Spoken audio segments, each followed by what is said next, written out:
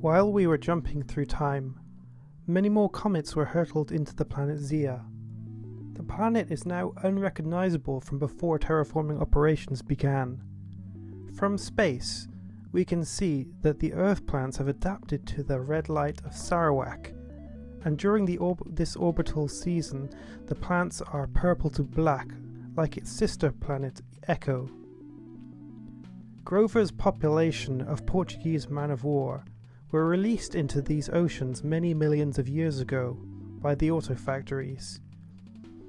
This was done once the ecological foundations were laid to support them. 9 domed arcologies were constructed by the auto factories on planet Zia for the colonists to live in. They were incubated in vitro and then raised by androids. This planet has undergone extensive terraforming, but there are some things that could not be changed.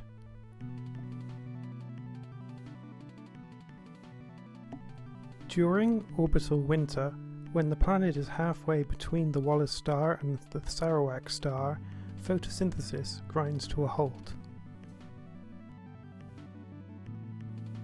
The amount of oxygen in the biosphere reduces as detritivores and bacteria break down the discarded old growth.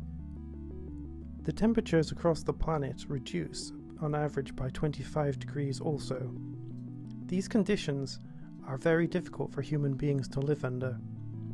The plants and animals on Zia are adapted to cope with these conditions by hibernating or surviving as seeds or eggs.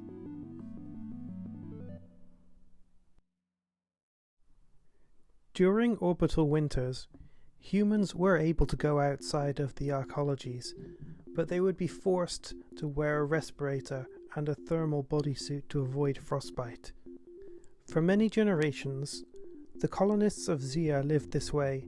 It was a compromise that most people were content to live with, but a group formed over time who were not content with this lifestyle. They decided that to truly become Zians, they would also need to adapt to life outside of the arcologies.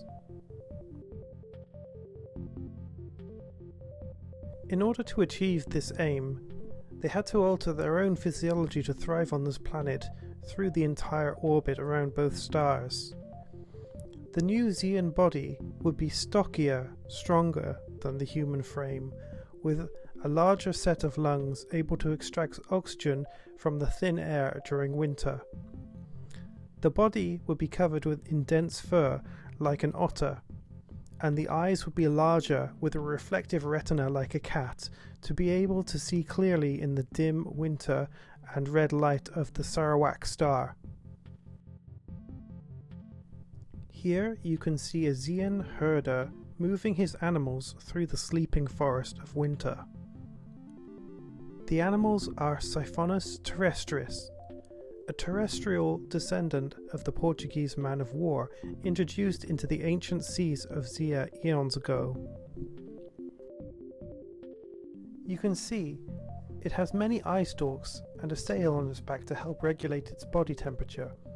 It is poisonous for humans to touch, but Zian biology is designed to live with these animals as well as the cold and low oxygen levels of winter.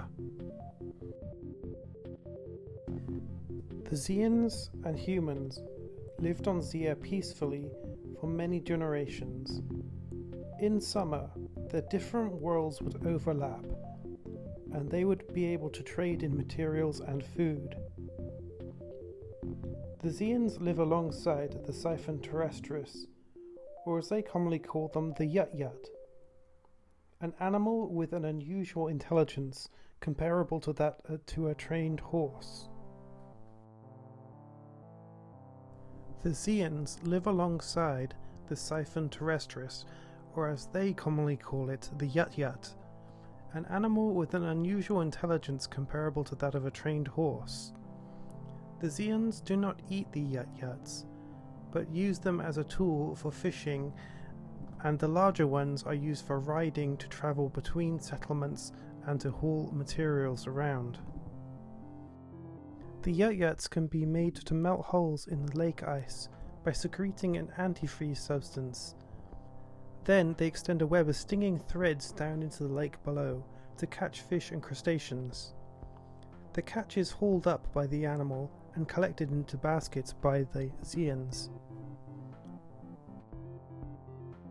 In this third epoch, we have so far only focused on what has happened on planet Zia. In the next episode, we will take a close look at planet Ecco in the fourth era. Thank you all for watching. If you have any questions about the 9 arcologies on Zia, or the humans who adapted their bodies to survive natively on Zia, leave a comment below. See you all next time. Signing off.